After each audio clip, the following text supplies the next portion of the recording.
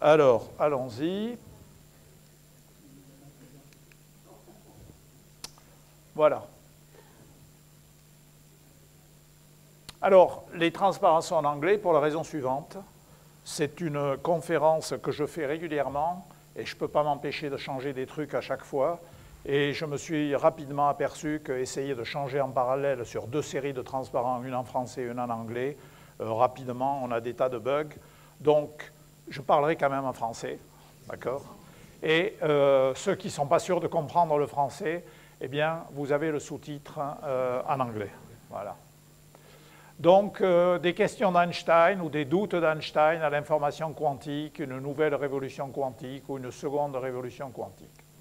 Alors, quand vous tapez Quantum Information dans Google, et ça encore, c'est il y a plusieurs années, vous avez des dizaines, voire des centaines de millions de réponses. Donc, il n'y a pas de doute que l'information quantique, c'est quelque chose dont on parle beaucoup. Par exemple, vous avez un journal d'information quantique, vous avez un laboratoire d'information quantique au MIT, un à Cambridge en Grande-Bretagne, etc. Vous savez même, vous avez sûrement entendu que l'Union européenne a lancé ce qu'on appelle un flagship, c'est-à-dire un énorme programme, 1 milliard d'euros, sur les technologies quantiques. Tout ça, ça s'inscrit dans le contexte de la seconde révolution quantique. Et donc, c'est de ça qu'on va parler. Alors, cette idée de seconde révolution quantique, de technologie quantique ou d'information quantique, d'où c'est sorti? Je crois qu'on peut dire, je crois que tout le monde serait d'accord pour dire que ça a démarré avec un article d'Einstein, Podolsky et Rosen en 1935, un article qui était destiné à critiquer, non pas la mécanique quantique, mais à critiquer l'interprétation de la mécanique quantique donnée par Niels Bohr, qui s'est senti donc obligé de répliquer 2 mois après dans la même revue, Physical Review, en reprenant le même titre. Dans le débat, Einstein pensait avoir démontré que le formalisme, je vais y revenir, que le formalisme qu'on utilisait à l'époque de la mécanique quantique était certes juste mais incomplet, qu'il fallait le compléter. Et Niels Bohr, lui, disait non, non, il ne faut pas le compléter. Schrödinger a rajouté son grain de sel, il a compris l'enjeu du débat, et c'est assez amusant de regarder l'introduction de son article dans lequel il va montrer un point de vue un tout petit peu différent sur les choses, mais dans son introduction, il dit « L'objet de cet article n'est certainement pas de clarifier le débat, au contraire, je pense que je vais ajouter de la confusion. » Ça veut dire qu'il avait compris que c'était quelque chose de profond, quelque chose qu'on ne balait pas comme ça d'un revers de main. Et puis, comme je vais vous le montrer, il ne s'est rien passé pendant 30 ans, jusqu'à ce qu'en 1964, donc on est 30 ans après, Bell publie un article qui a établi de façon certaine ce qu'on pouvait deviner à partir de ces 3 premiers articles, c'est que le phénomène d'intrication, dont entanglement c'est intrication, le phénomène d'intrication, c'est vraiment quelque chose de différent, c'est vraiment quelque chose de nouveau. Différent de quoi? Eh bien, précisément de la dualité onde-particule. Jusque-là, on pensait que toute la spécificité quantique, elle était dans la dualité onde-particule. À partir de là, on va voir que l'intrication, c'est quelque chose qui va au-delà. Oups, mauvais contact. En 1982, il faut donc entendre encore une vingtaine d'années, Feynman, qui dans son fameux livre que vous connaissez tous, Lectures on Physics, avait écrit que la dualité onde-particule, c'est le seul mystère, c'est le grand mystère et le seul mystère de la mécanique quantique. 20 ans plus tard, il écrit un article pour dire « je me suis trompé ». Il y a quelque chose qui est encore plus fort, ça s'appelle l'intrication. Mais Feynman étant Feynman, aussitôt qu'il découvre qu'il y a quelque chose qui est tellement extraordinaire, il dit « on doit pouvoir en faire quelque chose » et il invente l'idée d'ordinateur quantique. Cet article est considéré comme l'article 1982, l'article fondateur du calcul quantique. Et donc, encore une fois, la démarche, Feynman dit « ouais, il y a un truc extraordinaire, c'est l'intrication. Puisque c'est extraordinaire, on doit pouvoir en faire quelque chose. » Vous êtes prof de prépa, c'est-à-dire vous avez tendance à enseigner des choses parfaitement bien établies. Je crois qu'il nous appartient à nous tous, enseignants, de dire aux étudiants que s'ils trouvent qu'il y a des choses qui sont dures à avaler, ce n'est pas parce qu'ils ne sont pas intelligents. C'est parce qu'il y a vraiment des choses qui sont dures à avaler et que lorsqu'on rencontre des choses... Alors bien sûr, quand vous apprenez, il y a des choses qui sont dures à avaler et puis au bout d'un moment, vous avez compris. Mais quand ça résiste, quand vous continuez à avoir du mal à vous colter avec ces choses-là, c'est peut-être le signe d'une richesse nouvelle et je crois que Feynman est là pour nous démontrer. Feynman, quand il a un truc qui lui résiste, il se dit, ce truc-là, je dois pouvoir en faire quelque chose de nouveau. Donc je crois que c'est un message qu'il faut mettre dans la tête des étudiants français. Il ne faut pas former les étudiants français avec l'idée que tout doit être absolument compris. Il y a des choses qui ne sont pas parfaitement comprises, c'est très bien, c'est ouvert, c'est le domaine de la recherche, qu'elle soit fondamentale ou appliquée. Donc, allons-y.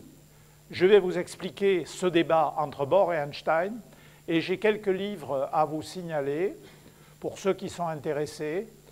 Alors, il y a ici un livre qui est un peu technique, mais non, qui n'est pas technique, mais enfin qui est profond, pour les vrais fanats de ces sujets-là. C'est le recueil des conférences de John Bell sur les fondements de la mécanique quantique. Si vous maîtrisez l'anglais, c'est plein d'humour, c'est très intelligent. Vous avez un livre de Nicolas Gisin qui est paru en français, je suis désolé, ça c'est l'inconvénient d'avoir les transparents en anglais, qui s'appelle Un étrange hasard, paru chez Odile Jacob, que je trouve très bien pour expliquer les problèmes conceptuels. Et alors pour les vrais fanats des calculs, ceux qui veulent savoir comment on fait des calculs d'optique quantique, il y a un livre dont je suis l'un des auteurs qui s'appelle Quantum Optics et dans lequel on explique tous les calculs dont on a besoin aujourd'hui. Je signale au passage, je me suis aperçu de ça ce matin, j'en ai 4 ou 5 exemplaires qui traînent dans mon bureau à prix auteur, c'est-à-dire 40 €. C'est nettement moins cher que si vous le commandez sur Amazon. Donc si jamais il y en a 2 ou 3 personnes que ça intéresse, en échange de 40 €, je peux vous en céder un. Je gagne rien dessus, hein. C'est juste, surtout à prix auteur, je gagne rien. Si vous le commandez sur Amazon, je dois gagner 1,50 € par livre, quelque chose comme ça. C'est spectaculaire. Et enfin, une dernière information, je crois que celle-là, elle est intéressante. Les autres, bon, vous faites ce que vous voulez avec. On a mis en ligne un MOOC, c'est ce que sont les MOOC, Massive Open Online Course, sur une introduction à l'optique quantique. Donc c'est sur la plateforme Coursera, qui est la plateforme de Stanford. C'est en anglais. Et la première partie du cours qui est en ligne parle de la quantification de la lumière, quantification canonique de la lumière, les techniques de base de l'optique quantique. Donc c'est un cours niveau, on va dire, Master 2. Hein. Les techniques de l'optique quantique et illustre tout ça sur les états un photon. C'est-à-dire que ce cours s'appelle Optique quantique 1, photon unique. Et le deuxième cours s'appellera, bien sûr, qui est en préparation, mais il y en a pour un an avant qu'il sorte, c'est très long, hein, c'est un boulot énorme hein, de faire un MOOC. Le deuxième s'appellera, voilà, il y a Marc qui a déjà compris, Optique quantique 2, 2 photons. Donc je veux dire que dans Optique quantique 2, il y aura l'intrication et ces choses-là. Donc ça peut vraiment vous intéresser. Allez voir, c'est gratuit, il faut payer 50, je ne sais pas quoi, euros ou dollars, si on veut avoir droit aux devoirs corrigés. Vous n'êtes pas obligé de vouloir avoir les devoirs corrigés. Mais les vidéos explicatives avec les quiz qui sont dans les vidéos, etc., c'est gratuit. Bon, après cette longue introduction, attaquons. Ah oui, encore un livre que je vous recommande. Oh là là, celui-là, alors je vous le recommande. Ceux qui sont intéressés par l'histoire des sciences. Il y a une légende qu'il faut détruire. C'est le fait qu'Einstein aurait rien compris à la physique quantique et qu'il n'aurait été bon qu'en relativité. C'est totalement faux. Alors ça, vous pouvez le découvrir tout seul. Moi, ça m'a pris quelques décennies de le découvrir en regardant les papiers d'Einstein. Alors, il se trouve qu'il y a une édition française des articles d'Einstein, Einstein, œuvre complète, 1 Quanta, qui n'était pas disponible parce qu'il s'était épuisé. La bonne nouvelle, c'est que c'est disponible à nouveau, c'est pas celui-là, hein, c'est disponible à nouveau, vous tapez sur Amazon, vous cherchez Einstein, œuvre complète, Quanta, Je crois que ça coûte 24 €. C'est un fac-similé du livre qui avait été publié il y a 30 ans ou 40 ans.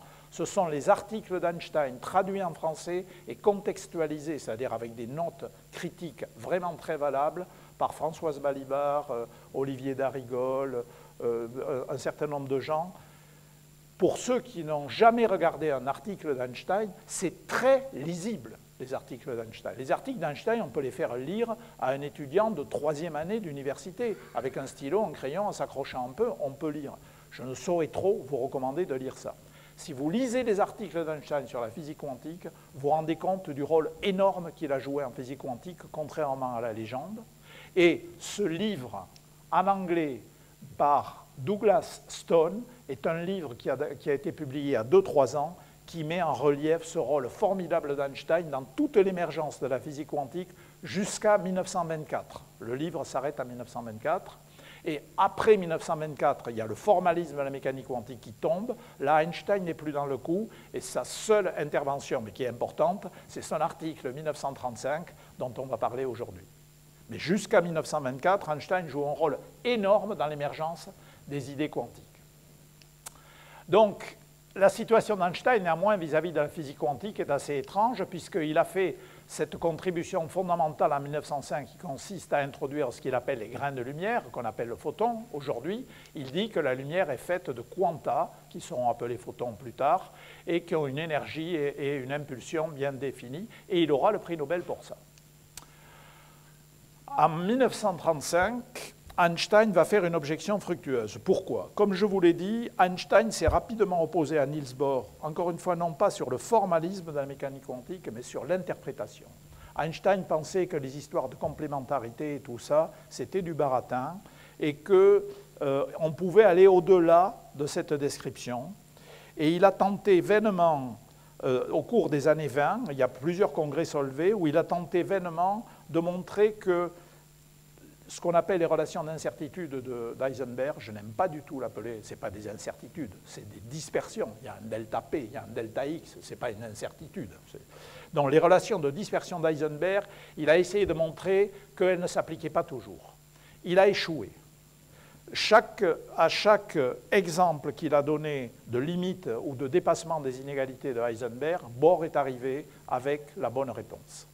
Et donc, or, ces inégalités de Heisenberg, se croient portaient-elles? Elles portaient sur des observables sur une seule particule. Donc vous connaissez tous l'exemple, j'ai une particule, je ne peux pas déterminer avec une précision infinie à la fois sa position et sa vitesse. Pour de la lumière, je ne peux pas déterminer avec une précision infinie à la fois l'intensité lumineuse et la phase. Vous avez des variables conjuguées. Donc ça a l'air de marcher. Bohr a toujours pu répliquer correctement. Mais toutes ces relations d'incertitude s'appliquent à une particule unique. Une seule particule, je cherche à mesurer sa position, sa vitesse. Un photon, je cherche à regarder à la fois, si j'ose dire, sa phase et son amplitude, etc. Donc en 1935, Einstein, avec ses collègues Podolsky et Rosen, il a émigré aux États-Unis. En 1935, il est arrivé à Princeton. Les nazis ont déjà monté, donc il est arrivé à Princeton. Donc Podolsky et Rosen, ce sont des collègues qui sont à Princeton, eux aussi, certainement des gens qui ont fui l'Europe à cause des événements de l'époque. Il présente une situation dans laquelle il présente maintenant des paires de photons intriqués, et il conclut que le formalisme de la mécanique quantique est incomplet. Et c'est cette histoire que je vais vous montrer. Donc la vraie question fondamentale de Einstein, Podolsky et Rosen, est la suivante. Vous savez tous, bien sûr, que le formalisme de la mécanique quantique est un formalisme probabiliste. C'est-à-dire que, sauf dans des cas très particuliers, une description quantique consiste à dire « je prépare des photons, des atomes, des neutrons de telle et telle façon ». Je mesure telle quantité, par exemple le spin, les atomes d'argent, Stern et Gerlach. Donc je prépare des atomes d'argent, ils sortent d'un four, je mesure le spin suivant un axe, et bien j'ai une probabilité 50% de trouver les atomes sortant dans la tâche du haut et 50% de trouver les atomes sortant dans la tâche du bas. Je tourne mon Stern et Gerlach, je trouve 50% de probabilité de les trouver ici, 50% de les trouver là. Donc la plupart du temps, sauf dans des cas extrêmement particuliers, les prédictions de la mécanique quantique sont de nature probabiliste. Einstein, les probabilités, ça ne le gêne manifestement pas, parce que vous savez quand même que dans l'année miraculeuse 1905, l'un de ses articles majeurs, qui aurait pu lui valoir le prix Nobel, hein, tout autant que les autres contributions, c'est le mouvement brownien, la description du mouvement brownien. C'est lui qui introduit la façon de traiter ces choses-là, dont les statistiques, ça ne le gêne pas du tout, Einstein. Mais en revanche, il a la conviction que les statistiques, c'est une commodité de calcul, mais qu'une théorie physique ultime ne peut pas être statistique. Pour prendre un exemple, si je vous décris la distribution des vitesses, disons des molécules d'azote qui sont dans cette pièce, je vais donc avoir une distribution de Maxwell-Boltzmann, c'est commode.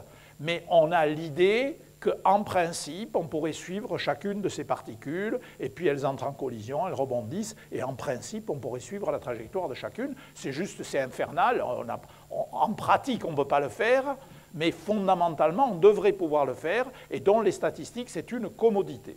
Et donc, Einstein est persuadé que le fait que la mécanique quantique, telle qu'elle est connue à l'époque, fasse des descriptions statistiques, veut dire qu'il y a une théorie sous-jacente plus précise qui reste à découvrir.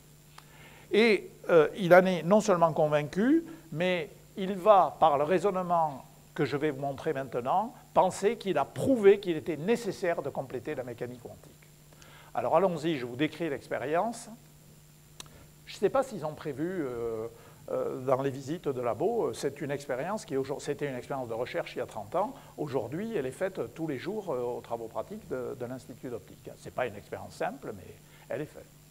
Vous avez une source qui émet deux photons. Un photon va vers la gauche, un photon va vers la droite. Je les ai volontairement dessinés de deux couleurs différentes parce qu'ils sont de deux couleurs différentes. Donc, ce n'est pas un problème d'indiscernabilité ici. Hein. Il ne faut pas faire de confusion.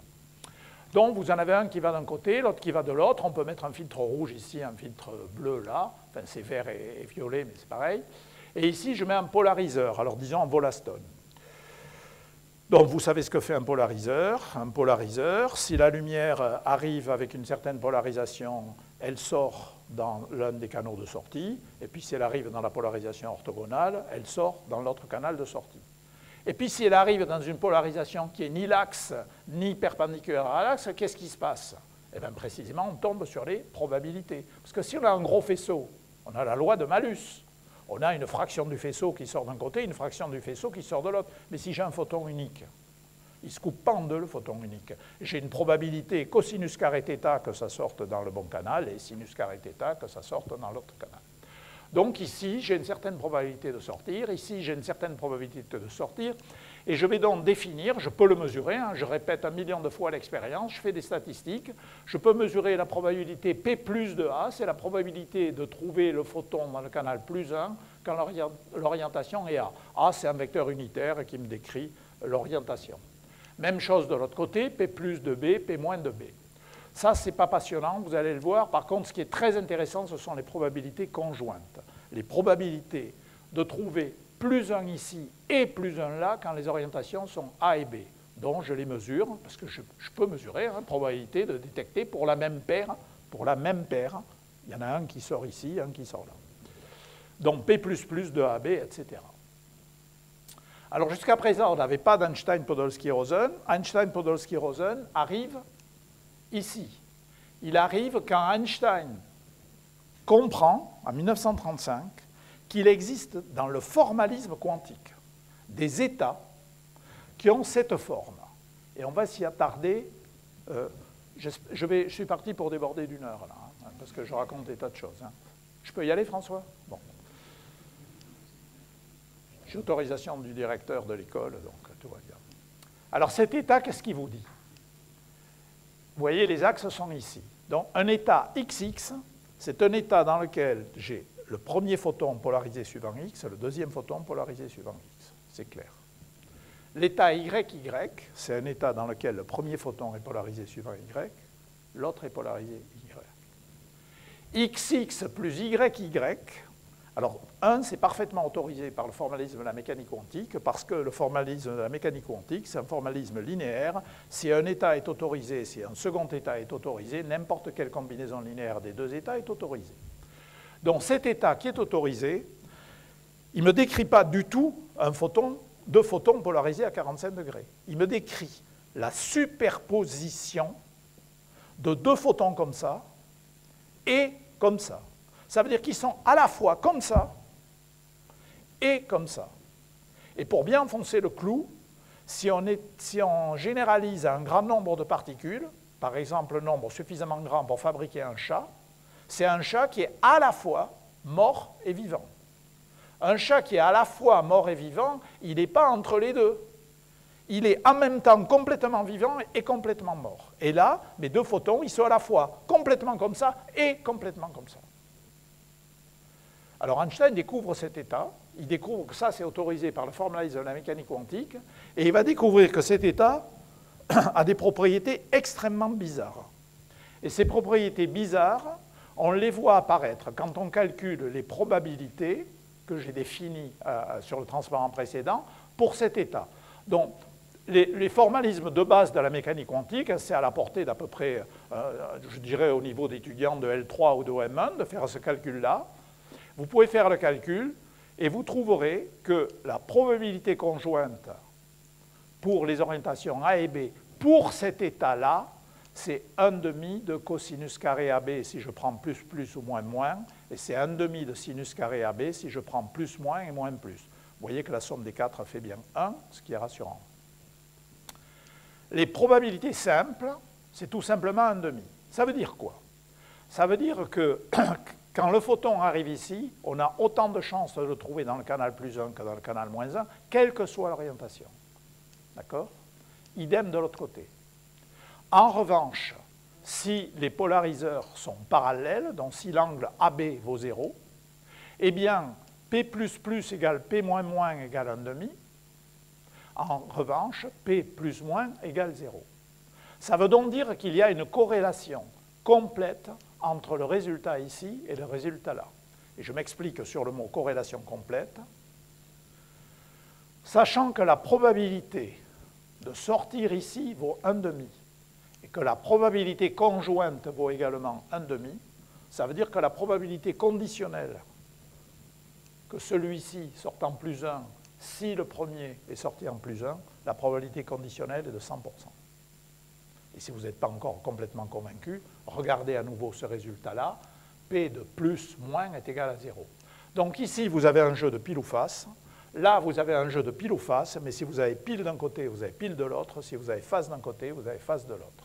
Donc aléatoire, aléatoire, mais des aléatoires complètement corrélés. Bien. Alors, comme on est des gens sérieux, on fait de la physique c'est des mesures, on va donner une expression quantitative de cette corrélation, et pour ça, on utilise tout simplement la définition classique d'un coefficient de corrélation. On se dire pourquoi classique? Ben, classique parce qu'à la fin, le résultat de mesure, c'est une variable aléatoire classique. J'ai plus 1 ou j'ai moins 1. C'est une lampe rouge, une lampe verte, ça c'est classique. Donc je prends les définitions classiques de la corrélation. Donc ici, j'ai une variable aléatoire qui vaut plus 1, moins 1.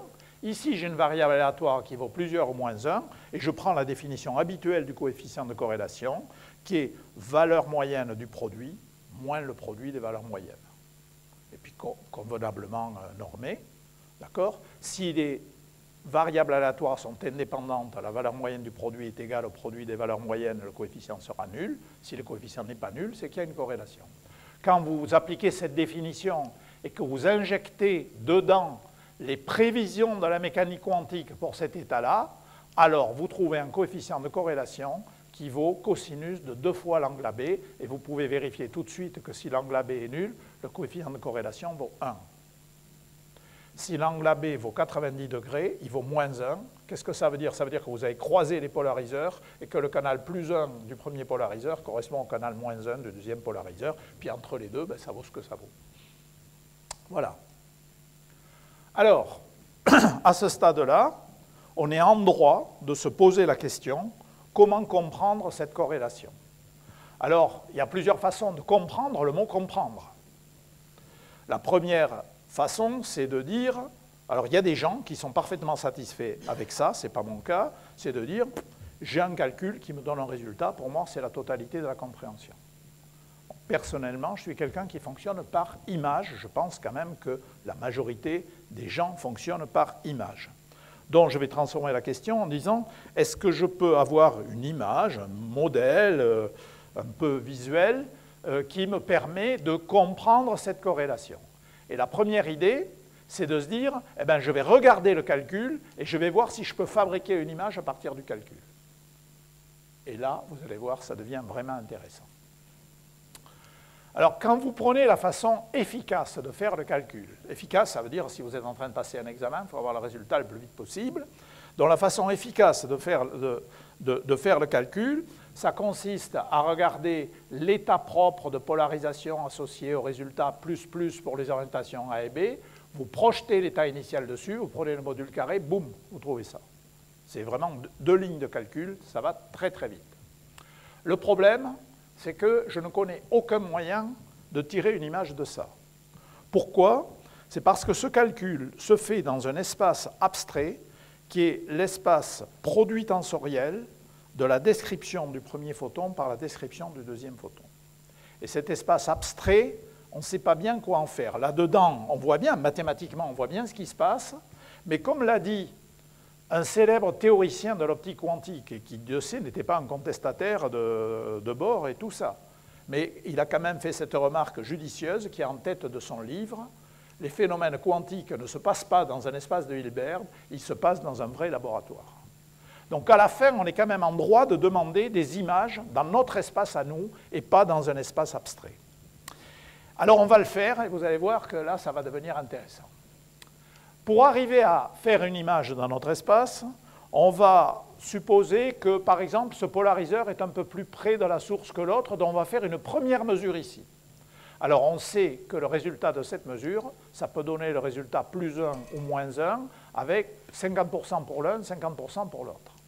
Et une fois que vous savez que vous avez trouvé, par exemple, le résultat plus 1, vous savez comment il faut continuer le calcul. Si vous ne savez pas, vous prenez la Bible.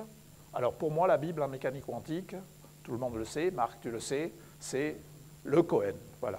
L'Ancien Testament, parce qu'il y a 2 Bibles. Non, oui, mais non, il y a 2 Bibles. Il y a le Cohen du Laloué sur la mécanique quantique, et puis il y a le Nouveau Testament qui s'appelle Atomes et photons. Voilà, c'est le Nouveau Testament, ça.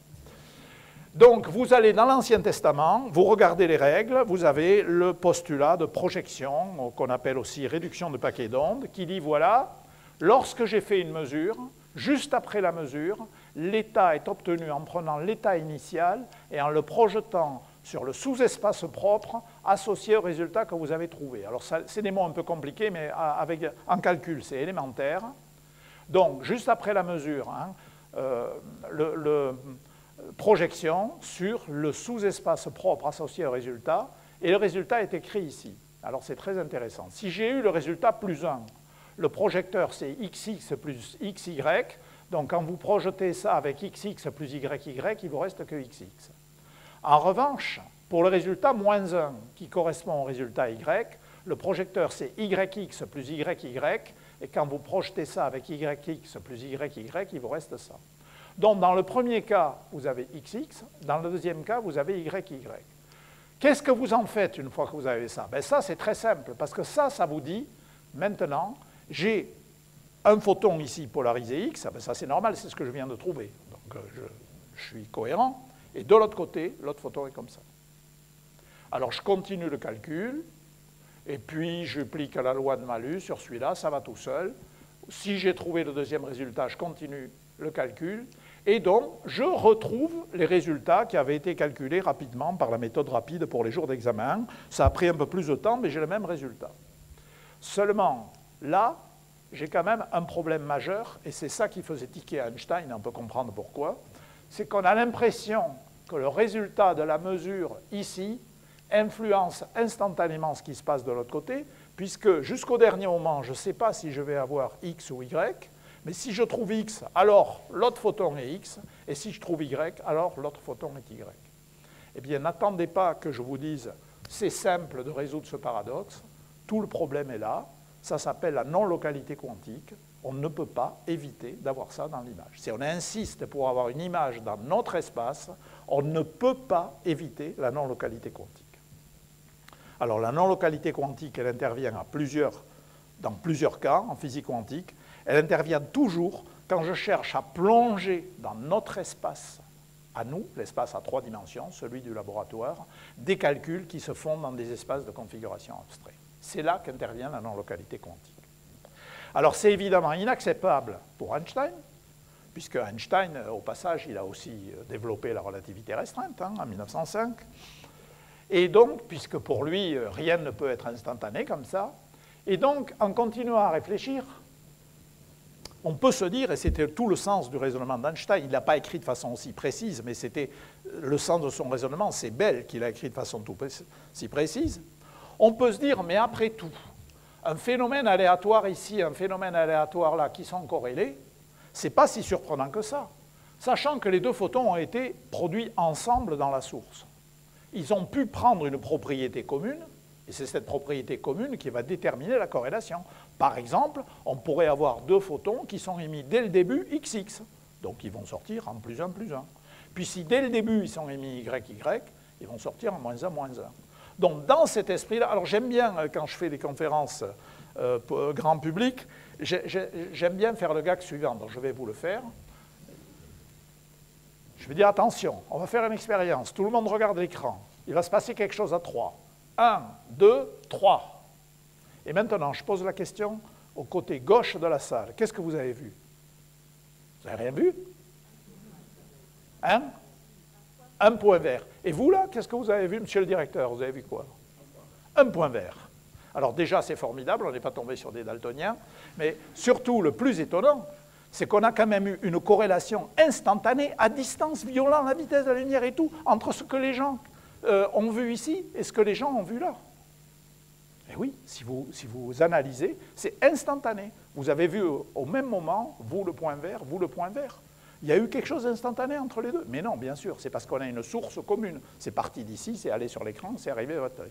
Donc toute l'idée, c'est que la corrélation, on peut parfaitement l'expliquer en admettant que lorsque les deux photons sont émis, ils ont une propriété commune qui va déterminer le résultat de la mesure.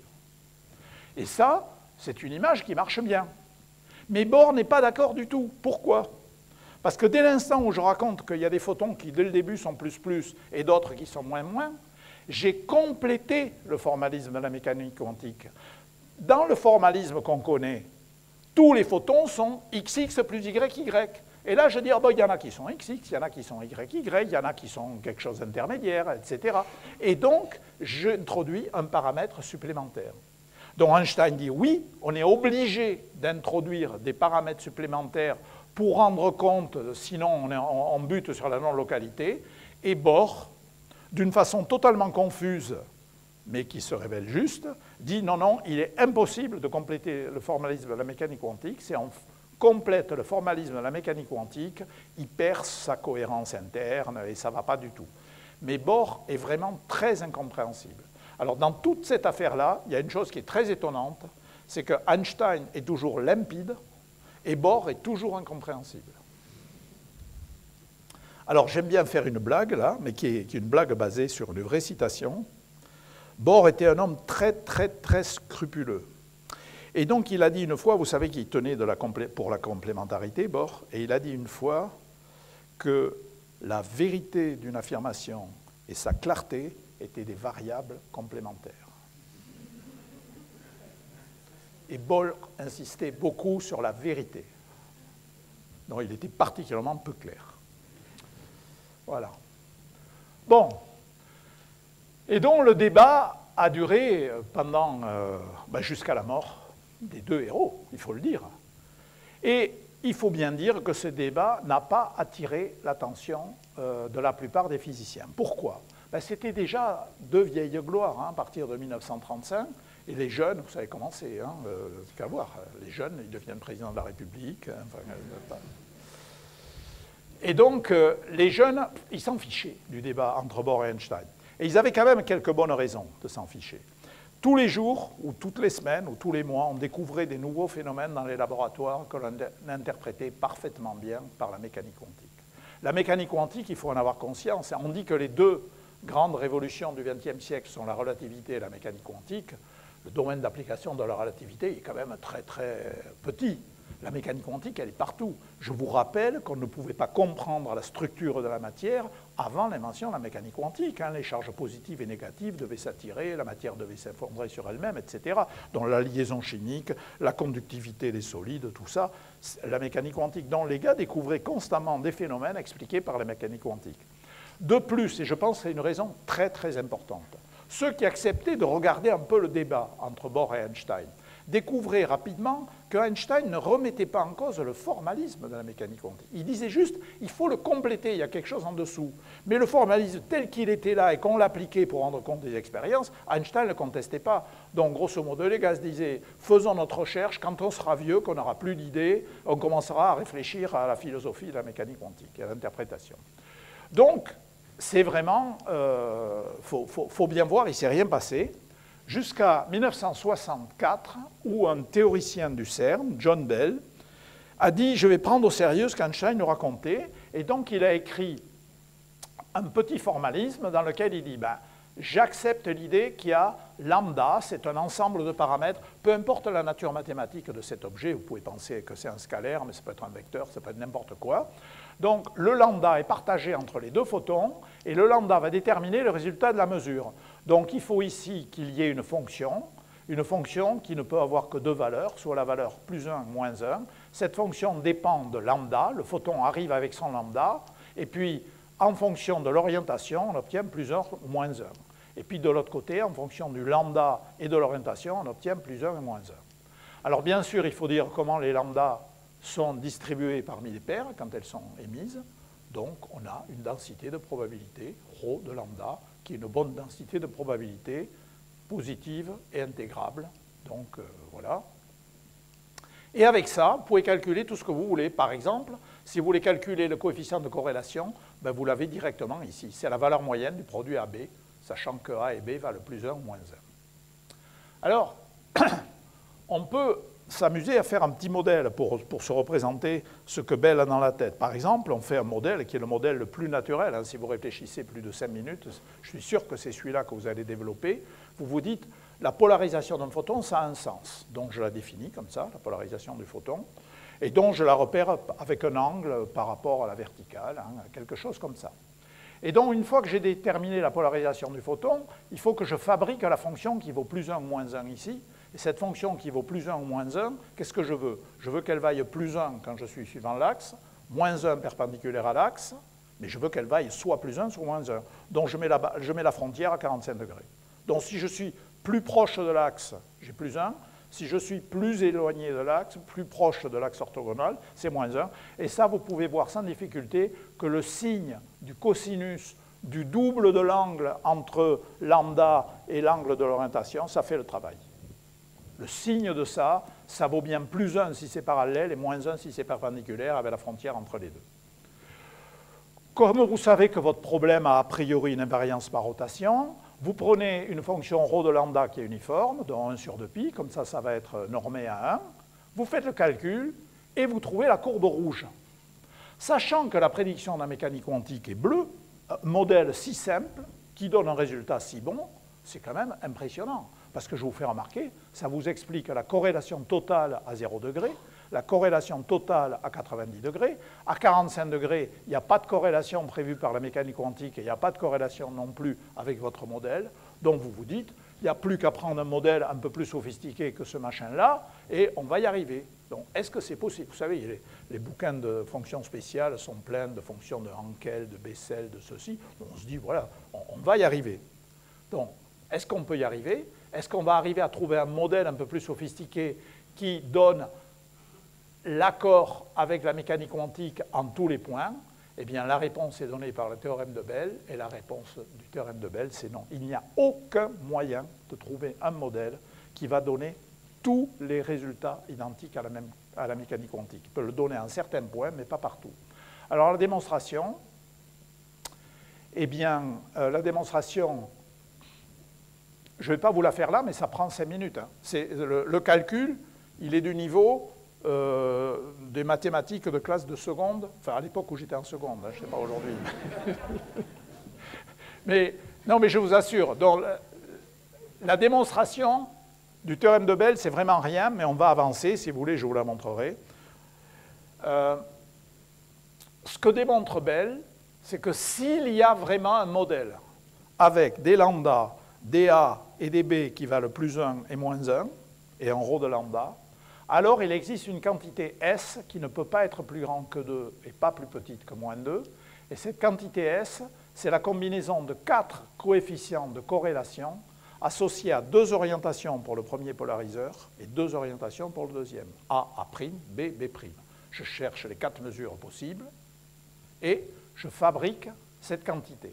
Ce que montre Bell, c'est que si chacune de ces quantités peut s'exprimer comme je l'avais écrit, où est-ce que c'est? Ici, comme ça, alors S ne peut pas être plus grand que 2 ou pas être plus petit que moins 2. Or, reprenons la prédiction dans la mécanique quantique pour un état EPR, prenons ce jeu particulier d'angle, qui n'est pas choisi au hasard, c'est celui qui donne le plus grand, le résultat le plus spectaculaire. Eh bien, AB vaut pi sur 8, donc 2AB, ça vaut pi sur 4. Cosinus de pi sur 4, je n'ai pas besoin de vous dire que ça vaut 1 sur racine de 2. Donc, vous avez 1 sur racine de 2, 1 sur racine de 2, 1 sur racine de 2. Maintenant, vous prenez AB', vous doublez, et le cosinus, il vaut moins 1 sur racine de 2. Mais comme justement Bell avait eu la bonne idée de mettre un signe moins ici, eh bien, ça fait de nouveau 1 sur racine de 2. Et donc, avec ce jeu d'angle, vous avez le S associé au résultat de la mécanique quantique, qui vaut 2 racines de 2, qui est manifestement plus grand que 2. Donc, il est clair que toute théorie dans laquelle on a calculé les coefficients E de AB avec les paramètres lambda, etc., ne pourra pas rendre compte de ces résultats. Donc, on a un théorème d'impossibilité clair et net.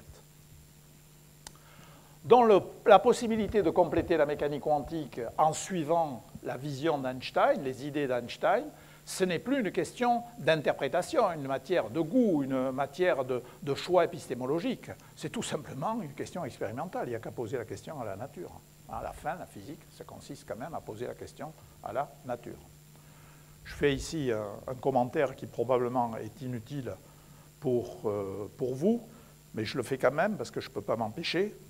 Je crois que ce qui caractérise la physique comparé à de nombreuses autres sciences, c'est qu'en physique, une théorie nouvelle n'est intéressante que si, en plus de rendre compte de tout ce qui existe, elle prévoit autre chose que personne n'a jamais vu et que quand on va aller regarder, on va le voir. C'est exactement ce qui s'est passé ici. C'est-à-dire ici, en regardant le formalisme, on a dit, bah, si on avait des paires de photons comme ça, voilà ce qu'on devrait observer. Personne ne l'avait jamais observé. Le meilleur exemple, c'est les équations de Maxwell. Maxwell, ces équations résument tout ce qu'on sait en électricité et en magnétisme à l'époque. Et dans les équations, il y a quelque chose à laquelle personne n'avait jamais pensé. Ce sont des ondes qui se propagent à 300 000 km par seconde. Et donc, Hertz va construire les générateurs. Maxwell va immédiatement dire, ah ben oui, 300 000 km par seconde, j'ai déjà vu ça quelque part. Enfin, c'était avec les unités anglaises, hein, mais enfin, c'était pareil. Donc, je veux dire, et là, donc, voilà, on prévoit quelque chose de nouveau que personne n'a jamais vu, ben, il faut aller voir. Hein. Alors, avant d'aller voir, il faut quand même, comme quelqu'un a dit, quand vous trouvez un truc qui est en contradiction avec les mécaniques quantiques, vous feriez bien de faire votre raisonnement 2 ou 3 fois quand même. Hein, voir, bon. Alors, qu'est-ce qu'il faut comme hypothèse pour trouver un conflit avec la mécanique quantique, c'est-à-dire une violation des inégalités de Bell? Eh bien, il faut, ou plutôt pour établir les inégalités de Bell, eh bien, il faut d'abord se dire qu'on va décrire les deux photons et qu'on va décrire leur corrélation en introduisant des paramètres supplémentaires qui sont dès le début, qui sont pris dans la source, et que chacune des particules amène avec elle. C'est ce qu'on appelle la vision locale réaliste du monde, c'est la vision défendue par Einstein. L'idée est la suivante. Le photon qui est ici, on est sûr qu'il est contenu dans un certain volume de l'espace-temps.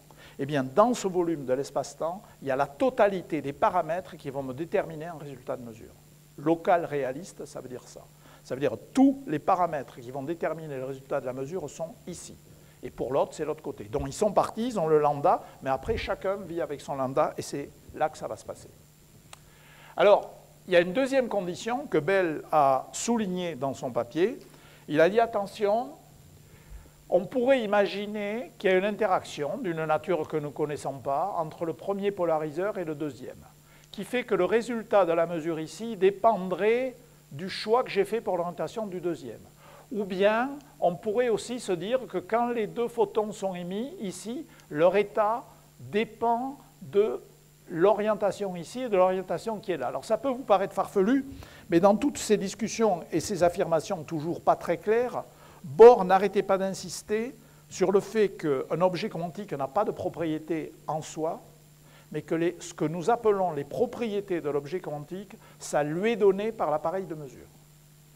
Et donc, l'idée que peut-être l'état du photon dépend de l'appareil de mesure qui est un, c'est quand même une idée qu'on doit considérer.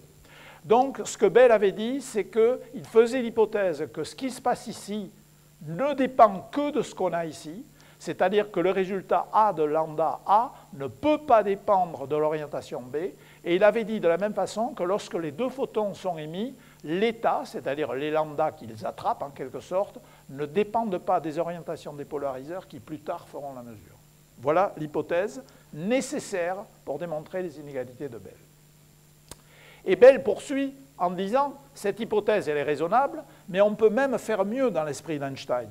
Parce que, après tout, si on pouvait tourner le polariseur, si on pouvait changer son orientation alors que les photons sont en train de se déplacer, alors de façon évidente, d'abord au moment où ils ont été créés, ils ne savent pas dans quelle direction ils vont être mesurés, et puis par ailleurs, comme rien ne peut aller plus vite que la lumière, si vous avez changé suffisamment rapidement l'orientation de celui-là, elle ne peut pas influencer la mesure qui est ici, parce qu'il faudrait que le signal se propage plus vite que la lumière. D'accord ? Donc Bell fait remarquer que si on pouvait faire une expérience comme ça, eh bien, ce serait vraiment la totalité du conflit avec les idées d'Einstein. Et je dois dire que cette phrase écrite dans la conclusion du papier de John Bell, c'est ce qui a déterminé la suite de ma vie de physicien, parce que j'ai été tellement frappé par ça que j'ai dit, je veux faire cette expérience dans laquelle on change pendant la propagation des photons. Donc, une expérience est possible. Alors, on peut se dire, en 1964, quand le papier de Bell a été écrit, il y avait déjà tellement de résultats expérimentaux accumulés que probablement on allait trouver une situation dans laquelle on pouvait tester les inégalités de Bell. Eh bien, pas du tout. Toutes les situations que l'on connaissait expérimentalement, même celles dans lesquelles on a des corrélations et où on pensait que ces corrélations devaient être décrites par la mécanique quantique, il n'y en avait aucune pour lesquelles les corrélations étaient suffisamment fortes pour violer les inégalités de Bell. Donc, il fallait vraiment trouver une situation spécifique, et ça, c'est le rôle de Clauser, Horn, Shimony et Holt, qui ont en 1969 eu l'idée qu'avec des photons polarisés, tels que je viens de vous le décrire, on pourrait, en principe, faire un test des inégalités de Bell. Donc, il y a eu une série d'expériences qui ont été faites. Les pionniers héroïques, entre 1972 et 1976 aux États-Unis, c'était encore l'époque héroïque de l'optique, on n'avait pas développé. C'était le premier balbutiement des lasers. Dans les expériences de 72, il n'y avait pas de laser, et en 72, il y a eu une expérience à Berkeley, une expérience à Harvard. Elles ont donné des résultats contradictoires. Les uns trouvaient un accord avec les inégalités de Bell, les autres violation des inégalités de Bell. Bon, il faut voir que c'était des expériences affreusement difficiles. Il fallait accumuler les données pendant des jours et des jours et des jours. Quand vous accumulez des données pendant des jours et des jours, est-ce que vous êtes sûr que tout est stable, etc. C'était l'enfer, mais enfin, ils ont le mérite d'avoir fait ces expériences. Donc, Clauser a trouvé la violation des inégalités de Bell et l'accord avec la mécanique quantique, et Pipkin à Harvard a trouvé le contexte. Quand en plus, vous connaissez la bataille entre côte Est et côte Ouest aux États-Unis, c'était rigolo. En 1976, Fry a été le premier à mettre un laser, dont il allait un peu plus vite, mais enfin, il s'était encore pas... Et il a trouvé un accord avec la mécanique quantique. Mais si je vous décrivais ces expériences, vous verriez qu'elles sont assez notablement différentes du schéma que j'ai décrit ici. Donc, quand je me suis lancé dans la construction d'une expérience à l'Institut d'optique, enfin pas ici, mais au bâtiment 503, où vous irez cet après-midi, je me disais que ce qu'il fallait faire, c'était vraiment construire une expérience en mettant en jeu les techniques modernes pour pouvoir réaliser un schéma le plus proche possible de ce qu'on appelle l'expérience de pensée, du schéma idéal. Parce que quand vous discutez des principes avec les théoriciens, s'il y a un tas d'intermédiaires compliqués entre le schéma idéal et la vraie manip que vous faites, c'est quand même moins clair. Et donc, dans ces expériences, dont la construction a commencé en 1975 et les résultats sont sortis en 1981-1982, eh bien, le but était vraiment d'avoir des schémas de plus en plus proches de l'expérience idéale. Je vais vous en dire 2 mots. Et tout ça a commencé par la construction d'une source de photons intriqués qui avait une efficacité beaucoup d'ordre de grandeur meilleure que les précédentes. Et puis, à partir, donc les résultats sont sortis là, et à partir de la fin des années 80, et surtout les années 90, il y a eu une 3e génération d'expériences avec des sources encore plus formidables et qui sont à l'origine, je dirais, de la plupart des technologies de l'information quantique. Alors allons-y. En 2 mots, ça c'est l'expérience donc qui était au bâtiment 503, et la source était réalisée de la façon suivante. On savait, parce que Clauser avait utilisé cette propriété, que si je suis capable de mettre un atome de calcium dans un niveau qui est situé ici, qui est un niveau non dégénéré, dont le moment cinétique est nul, dont invariant par rotation, cet atome, si vous arrivez à le mettre là, il ne peut se désexciter qu'en émettant un premier photon vert et un deuxième photon violet.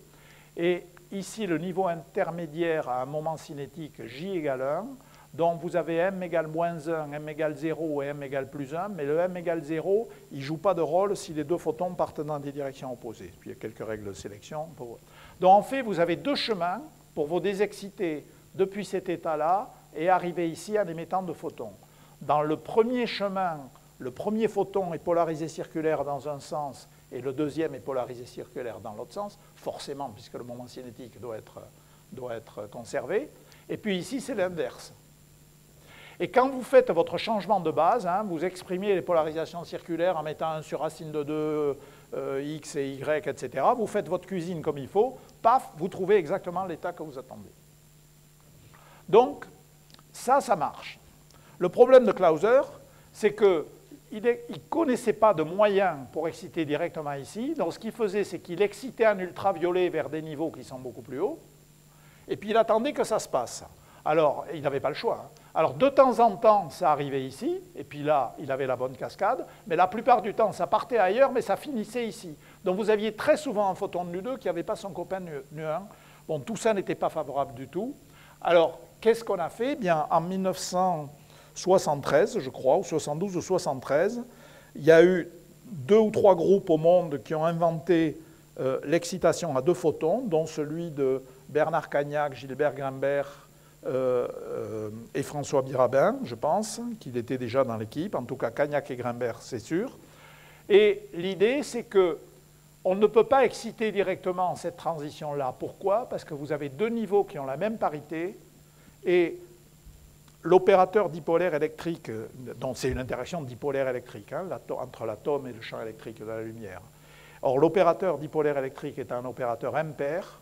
Un opérateur impair ne peut coupler que 2 niveaux de parité opposée. Donc, il y a une règle de sélection stricte qui dit qu'un photon ultraviolet ne peut pas vous porter ici. En revanche, une somme de 2 photons, c'est un produit de 2 opérateurs impairs. Le produit de 2 opérateurs impairs, c'est un opérateur pair. Donc, vous pouvez parfaitement passer d'ici à là en empilant 2 photons. Alors, il faut avoir des lasers. Pourquoi? Parce que c'est un effet non linéaire, il faut avoir une intensité suffisante. Et pour une deuxième raison, c'est que ce processus est extrêmement résonnant. Il faut donc des fréquences de laser parfaitement déterminées pour que la somme des énergies des 2 photons tombe pile poil là-haut. D'où des lasers avec des réfines et surtout un contrôle parfait de la fréquence de ce laser accordable. C'était tout nouveau à l'époque. Un contrôle parfait qui vous permet de tomber pile poil dessus et avec un asservissement qui vous permet d'y rester une fois que vous êtes dessus.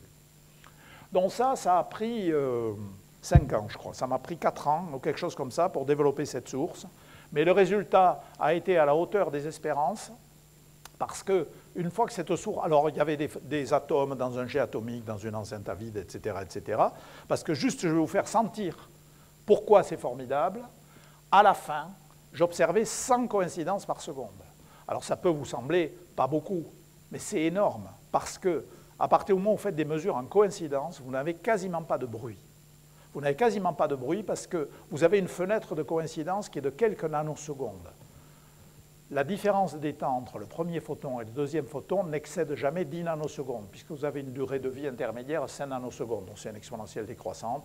Donc, En 10 nanosecondes, vous êtes sûr que vous avez 2 photons. Donc vous mettez une fenêtre de coïncidence 10 nanosecondes. La probabilité qu'il se passe un truc au hasard ici et un truc au hasard ici en 10 nanosecondes est extrêmement faible. Donc les techniques de coïncidence n'ont quasiment aucun bruit. Le seul bruit qui existe, c'est le bruit statistique. Et le bruit statistique, il est comme racine de n. Donc si j'en ai 100 par seconde, il suffit que j'attende 100 secondes, un peu moins de 2 minutes, j'en ai déjà 10 000. Le bruit statistique sur 10 000, c'est racine de 10 000, c'est 100. Donc en attendant 2 minutes, j'ai déjà 1% de précision statistique. Clauser, il lui fallait plusieurs jours. Alors, 2 minutes par rapport à plusieurs jours, je n'ai pas besoin de vous décrire, les expériences ne se passent pas du tout pareil. Donc, muni de ça, alors on avait vous les avez dans les vitrines, il fallait des polariseurs extraordinaires. À l'époque, toutes les techniques de couches diélectriques n'étaient pas encore bien développées. Enfin, on les avait, mais seulement pour certaines longueurs d'onde, pas pour les longueurs d'onde que je voulais.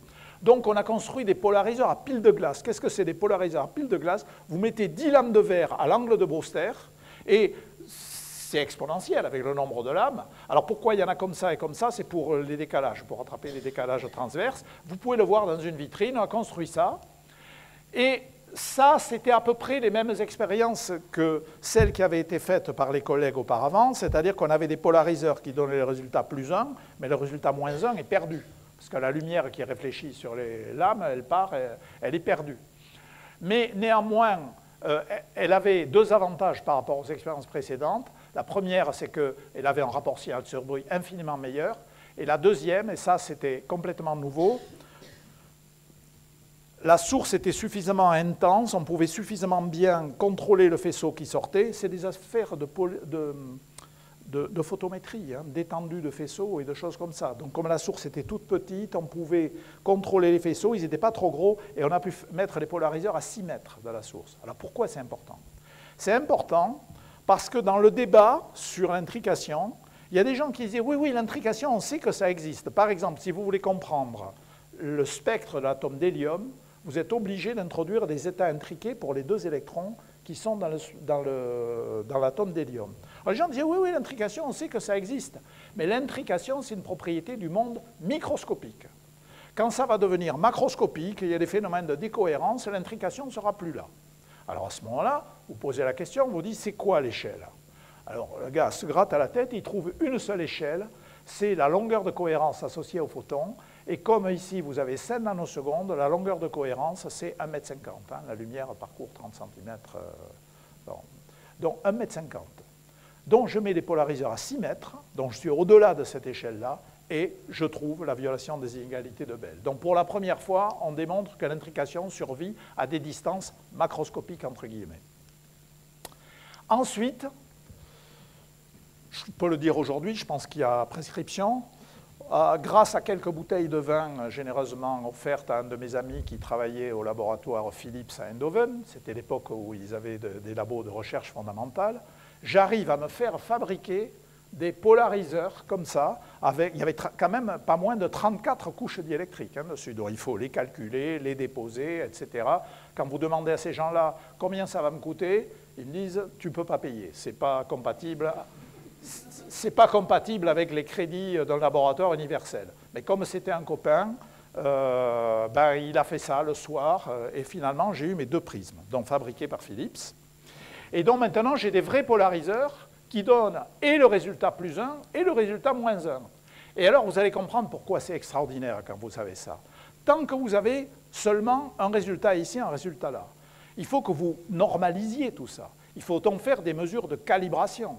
Alors d'abord, sur le plan fondamental, ça pose des problèmes quand même, parce qu'il y a l'histoire de la localité derrière. Et puis même, indépendamment de ces affaires fondamentales, qu'est-ce qui vous prouve que quand vous faites votre calibration, la source est exactement dans le même régime que celui qui était avant?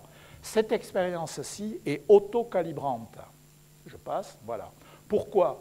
Parce que pour avoir le coefficient de corrélation, vous allez simplement prendre n++ plus n-, vous soustrayez n+- et n++, et au dénominateur, vous mettez la somme des 4. Donc vous faites une mesure, vous avez vos 4 taux de comptage, plus, moins, plus, moins, paf, vous le mettez là-dedans, et c'est autocalibrant. Alors ça, c'est un avantage faramineux quand vous faites de la physique expérimentale. Et donc, Ben voilà le résultat, la quantité S. Les points rouges, c'est ce qu'on a trouvé. Et la courbe verte, c'est ce qu'on avait tracé avant. Philippe Grangier, qui était là, raconte à tout le monde. Il était strictement interdit de faire un test des inégalités de Bell avant qu'on ait mesuré toutes les caractéristiques de l'expérience. Donc on a mesuré le fait que les polariseurs n'étaient pas absolument parfaits, c'était que 99% de la bonne et 1% de la mauvaise, etc. Et puis par ailleurs, il y avait l'angle solide sur lequel on capturait les faisceaux qui fait un petit effet qu'on s'est calculé en physique atomique. Et ayant tout mesuré, toutes les caractéristiques de l'expérience, on a tracé la courbe verte et seulement à ce moment-là, on a eu le droit de faire la manip. Et les points sont tombés pile poil dessus. Je peux même vous dire, mais j'hésite à le dire parce que les gens vont croire que j'ai trafiqué les données. Quand vous regardez combien il y a de points qui sont à 1 sigma et combien il y a de points qui sont à 2 sigma, ben, il y a juste ce qu'il faut de 2 sigma pour que ça ait l'air d'être une statistique honnête. Mais je n'ose pas trop le dire parce que sinon les gens vont penser qu'on les a construits. Non, non, Philippe Grangier était là, il peut vous certifier que c'est comme ça que ça s'est passé. Donc, une violation des inégalités de Bell par plus de 40 écart-types, alors 40 écart-types, attends, juste pour vous donner une idée, au CERN, quand on a un phénomène avec 3 écart-types, on en parle. Non, 3 écart-types, c'est pas bon, on ne publie pas. On en parle, on laisse fuiter l'information.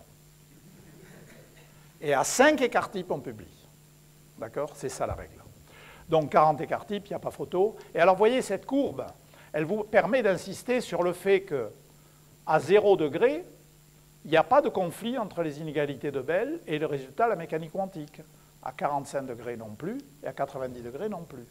Et c'est pour ça que dans tous les résultats qui existaient, il n'y en avait aucun qui violait la mécanique quantique, qui violait les inégalités de Bell. Pourquoi? Parce qu'il y avait eu quelques expériences faites avec des photons gamma. C'était des expériences très difficiles. Les gars, il fallait qu'ils aient du temps de faisceau, etc. Et donc, quand vous n'avez pas beaucoup de temps, si vous avez le droit à faire 3 points, qu'est-ce que vous allez faire? Vous allez faire 0 degré, 45 degrés et 90 degrés. Pas de chance. Donc, il faut avoir le théorème de Bell, qui vous dit, si vous allez regarder dans ce coin, c'est là que ça se passe. Si vous avez une chance de de trancher le débat entre Bohr et Einstein, il faut aller regarder ici. Donc vous voyez là, pourquoi la barre d'erreur est plus petite? Ben parce qu'on a un peu insisté, quoi. On a accumulé les données plus longtemps. Donc voilà. Alors, dernière expérience. Eh bien, la dernière expérience, c'est évidemment, je vous l'ai dit d'emblée, je voulais vraiment qu'on puisse faire tourner les polariseurs pendant que le photon se balade. Alors ici, bon, la photo n'est pas très bonne, hein. Elle est tirée de ma thèse, et quand on tirait les thèses à l'époque, ce n'était pas terrible. Vous avez la lumière qui arrive ici, vous avez le cube séparateur de polarisation, vous avez un photomultiplicateur ici, un photomultiplicateur là, vous avez une magnifique mécanique qui vous permet de faire tourner tout ça, et puis il faut que vous sachiez que chacun de ces photomultiplicateurs a un écran en cuivre bien conducteur pour isoler des ondes de radiofréquence, plus un écran en plomb, parce qu'il y a quand même des rayons cosmiques qui arrivent, il vaut mieux ne pas en avoir trop qui arrivent là-dessus, etc., dont l'ensemble fait une bonne cinquantaine de kilos. Vous pouvez le voir aussi dans une des vitrines. Alors, 50 kilos, vous n'allez pas le tourner en quelques nanosecondes. Donc, l'idée, qui était l'idée publiée dès 1975, c'est d'utiliser ici un effet acousto-optique pour avoir une espèce d'aiguillage qui soit laisse passer le photon, soit le renvoie sur le côté. Donc ici, vous mettez un deuxième polariseur, et si l'aiguillage est assez rapide, hein, bascule assez vite d'une direction dans l'autre, eh bien, vous êtes soit avec un polariseur orienté en A, soit avec un polariseur orienté en A'. Vous faites la même chose de l'autre côté, et le temps entre deux commutations, vous les avez dans les vitrines aussi, avec les acousto-optiques qu'on a construits, c'est 10 nanosecondes entre deux commutations. Donc en 10 nanosecondes, la lumière parcourt 3 mètres. Ici, on avait 12 mètres entre les deux bouts, donc clairement, tout va bien. Alors, il faut quand même savoir qu'à cause de ça, on a dû un peu réduire l'étendue géométrique des faisceaux, dont on a un peu laissé de signal, dont au lieu de 2 minutes, il fallait un quart d'heure pour avoir 1% de... Enfin, un quart d'heure, ça va, c'est encore acceptable. Tiens, ben voilà le fameux... Ah oui, ça, c'est une histoire intéressante aussi. J'ai commandé à plusieurs compagnies des commutateurs acousto-optiques qui faisaient le job. Ils n'ont jamais pu le fournir parce qu'il y avait des difficultés techniques. Je voulais quelque chose de plus gros que ce qui se fait habituellement. Et ils avaient dit qu'ils pourraient le faire, mais en fait rien du tout parce qu'il y a des coefficients de dilatation différents. Ça cassait tout le temps.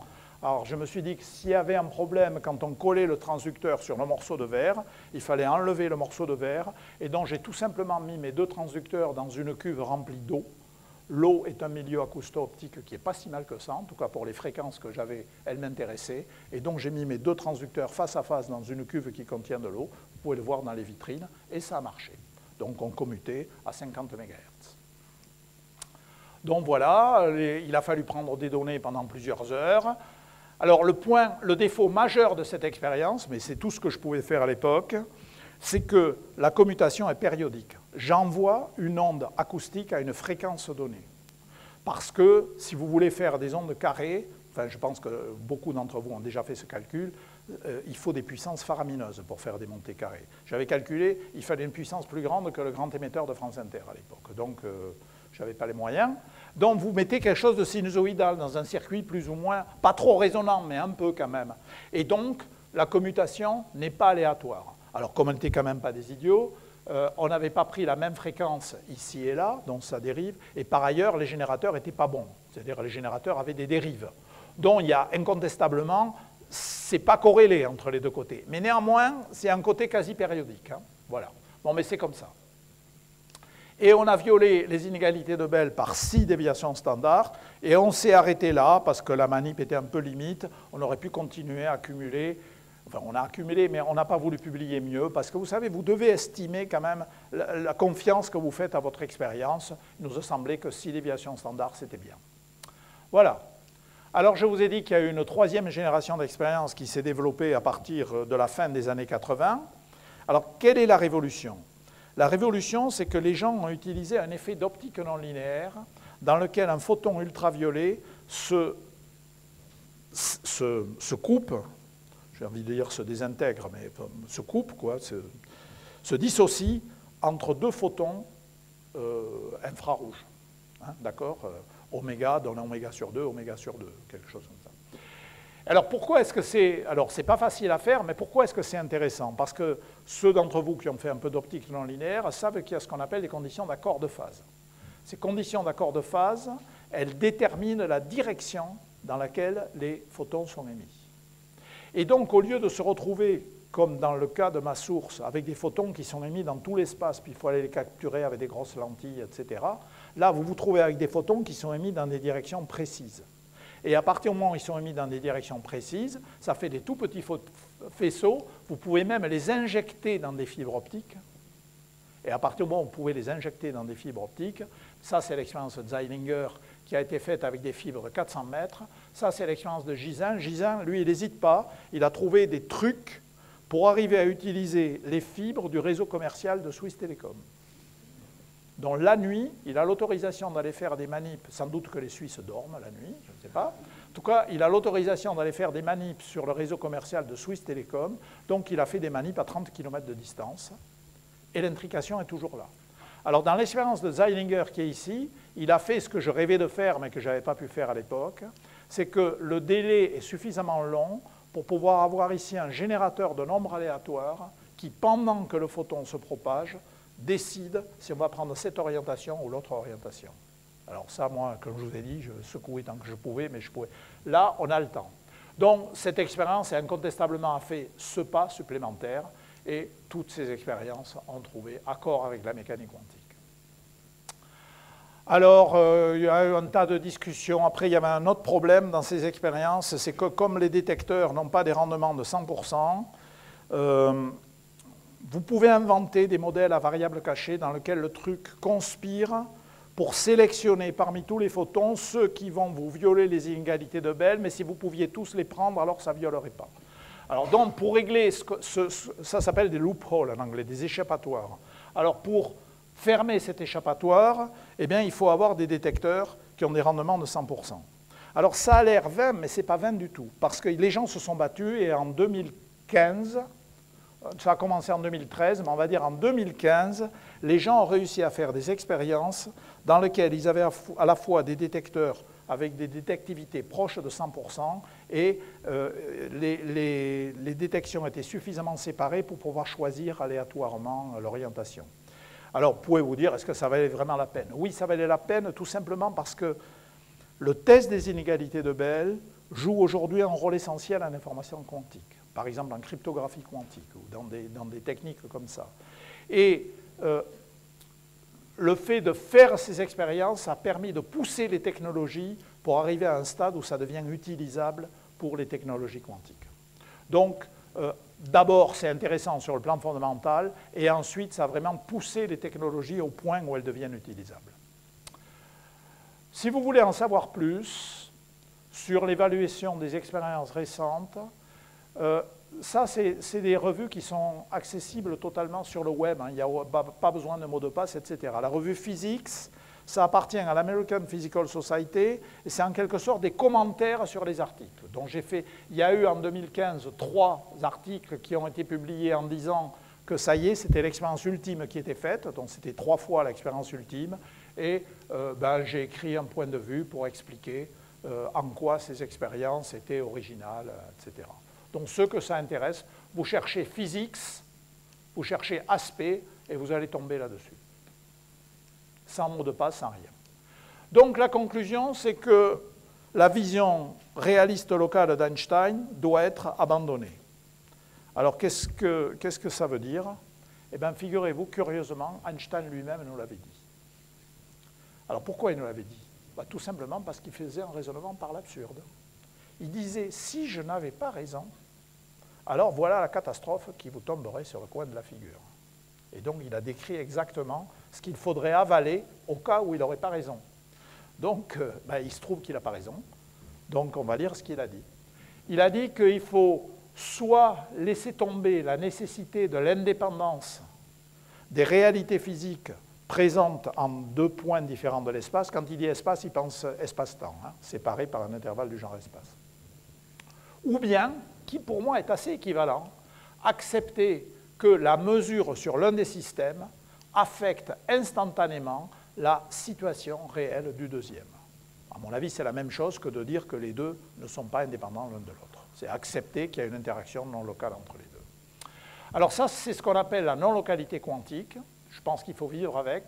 Alors vous avez des gens qui préfèrent insister sur un autre point de vue, qui est le point de vue holisme quantique. Vous allez voir pourquoi c'est intéressant dans le contexte de l'information quantique. Le holisme quantique, ça consiste à dire que la paire des 2 particules, même quand elles sont loin l'une de l'autre, même quand elles sont séparées par un intervalle du genre espace, elles constituent toujours un tout inséparable. Pourquoi est-ce important? C'est parce que vous allez voir que c'est la clé d'une propriété essentielle des états intriqués, qui est que dans l'état intriqué, vous pouvez mettre beaucoup plus d'informations que vous n'en auriez si vous aviez une information dans un système et une information dans l'autre. Il y en a plus dans l'ensemble que la somme des informations dans les 2 trucs. Donc l'idée de holisme quantique est à la clé de cette quantité phénoménale d'informations que l'on peut stocker dans les états intriqués et que l'on peut travailler avec les états intriqués. Au passage, même si je suis un adepte de la non-localité quantique, je sais aussi démontrer qu'on ne peut pas transmettre un signal utilisable plus vite que la lumière. Signal utilisable veut dire, j'appuie sur un bouton, et puis il y a une lampe ou une bombe qui explose, ou la vente d'une action à la bourse de New York, ou que sais-je moi. Donc, je sais démontrer pourquoi cette non-localité quantique ne peut pas être utilisée en pratique. Si vous me posez la question, j'aurai une réponse qui, à mon avis, fait réfléchir. Alors, quelques mots sur l'information quantique. L'intrication est à la racine de la plupart des... Désolé, Chris m'a appris récemment que le mot scheme n'est pas un bon mot à utiliser dans ce contexte. Alors, des schémas pour l'information quantique. L'intrication joue un rôle dans l'ordinateur quantique, la cryptographie quantique, la téléportation quantique et la simulation quantique. Je vous donne juste un exemple parce qu'il dérive tout naturellement de la conférence que vous venez d'écouter. C'est la méthode crypto-quantique développée par Arthur Eckert. L'idée de la cryptographie quantique, c'est d'abord une idée de cryptographie classique Claude Shannon, le très très grand mathématicien, physicien qui opérait aux alentours de la Deuxième Guerre mondiale, a démontré que vous pouvez avoir un schéma de cryptographie classique, parfaitement certain, avec ce qu'on appelle le... bon, peu importe. Vous avez ici une suite aléatoire de 1 et de 0, et vous avez ici une suite aléatoire de 1 et de 0. Elles sont strictement identiques. Alice, qui est ici, va s'en servir pour coder son message, et Bob, qui est ici, va s'en servir pour décoder le message. Si le message n'est pas plus long que la clé, on peut démontrer, c'est un théorème qui a la rigueur des théorèmes mathématiques, on peut démontrer qu'il est impossible de casser le code. Tout ce que vous avez lu sur le fait que les codes ont été cassés pendant la Deuxième Guerre mondiale, etc., repose sur des régularités. Dans chaque langue, vous avez des lettres qui apparaissent plus souvent que d'autres, etc. Mais dès l'instant où vous utilisez une clé de codage qui n'est pas plus longue que le message que vous avez, et puis quand vous avez un nouveau message, vous prenez une autre clé de codage, alors vous êtes certain que personne ne peut casser le code. Ah ben, sauf s'il y a un espion, mais ça c'est un autre problème. Donc toute l'idée, c'est de dire comment je fais pour distribuer à Alice et Bob deux clés identiques en étant sûr que personne d'autre ne va avoir une troisième copie de la clé. Et la réponse, c'est, donnée par Arthur Eckert, c'est la paire de photons intriqués. Parce que si vous lancez ici des photons intriqués, eh bien, vous savez parfaitement que jusqu'au dernier moment, on ne sait pas si on va avoir plus 1 ou moins 1. Il n'y a rien à espionner. Parce que s'il y avait quelque chose, on n'aurait pas violé les inégalités de Bell. Le viol des inégalités de Bell dit qu'on est obligé de croire à l'image que l'on tire de la mécanique quantique, qui est que juste au dernier moment, on ne sait pas si on va avoir plus 1 ou moins 1. Mais au moment où on a plus 1 ici, on a plus 1 là, et au moment où on a moins 1, on a moins 1. Alors c'est un peu plus compliqué que ça, parce que ce qu'il faut, c'est aussi de temps en temps faire un test des inégalités de Bell. Donc, en fait, ce qu'ils font, Alice et Bob, c'est qu'ils prennent des orientations, qu'ils ont choisies d'avance, mais voilà. Et puis, quand ils ont les résultats, ils communiquent par radio sur un sous-ensemble. Ils disent, tiens, à la mesure numéro 3, j'étais orienté comme ça. L'autre dit, ah ben moi, j'étais orienté comme ça. Ça leur permet de faire un test des inégalités de Bell en se parlant par radio. Et si, dans ce test des inégalités de Bell, elles sont violées, ils sont certains qu'il n'y a pas un bonhomme sur la ligne. Pourquoi ? Parce que s'il y a quelqu'un sur la ligne et qu'il est vraiment très fort en optique quantique, qu'est-ce qu'il va faire? Il va prélever le photon, mesurer avec un polariseur et renvoyer un photon polarisé comme ce qu'il a mesuré.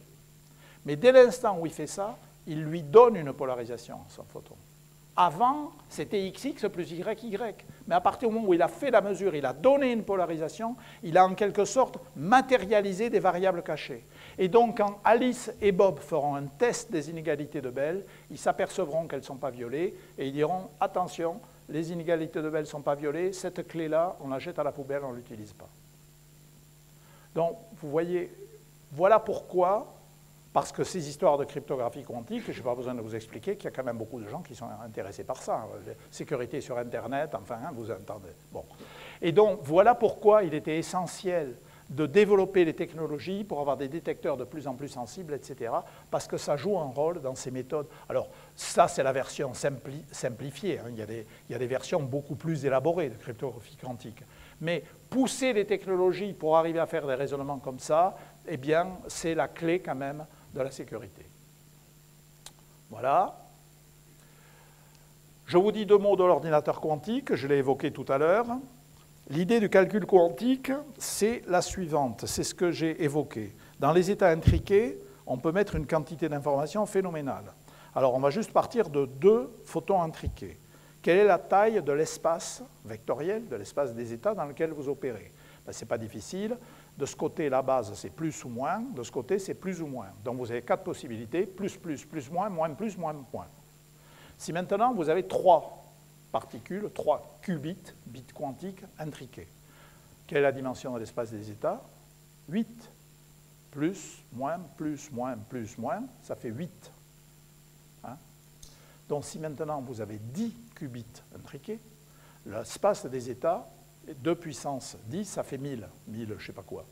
Et donc vous voyez que déjà, ça veut dire que si j'ai 10 photons intriqués, ou 10 qubits intriqués, eh bien, je peux stocker là-dedans 1000 composantes dans un seul petit système.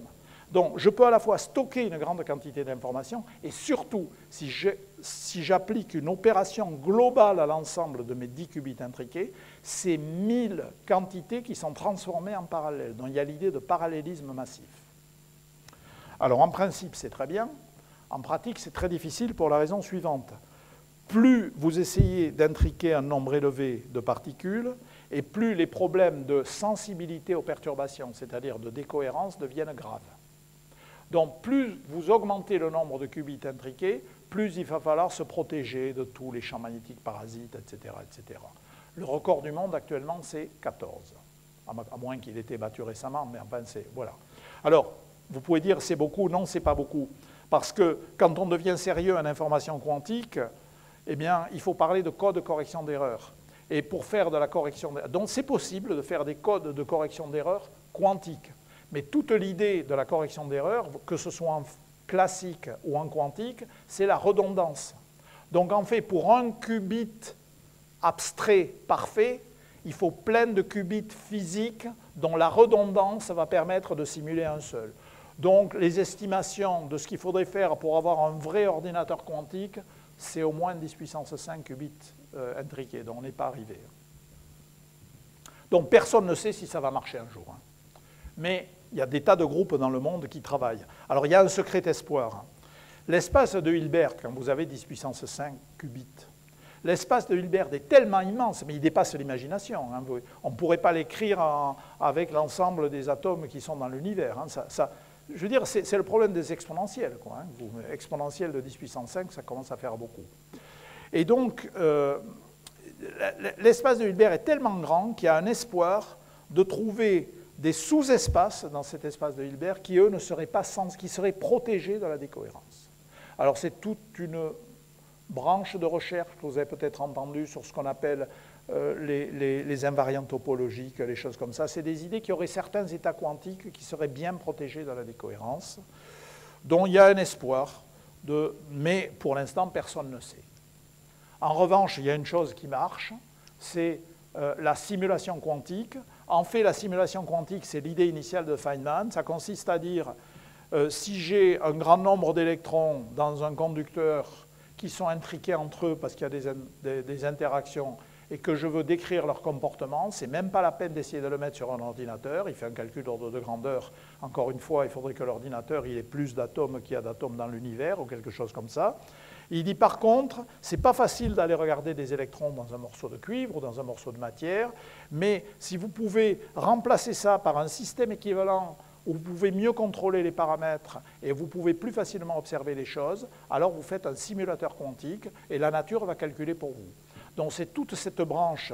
Alors vous avez certaines expériences ici qui sont faites dans le groupe d'optique atomique ou dans le groupe d'optique quantique aussi, dans laquelle vous prenez donc des atomes ultra froids.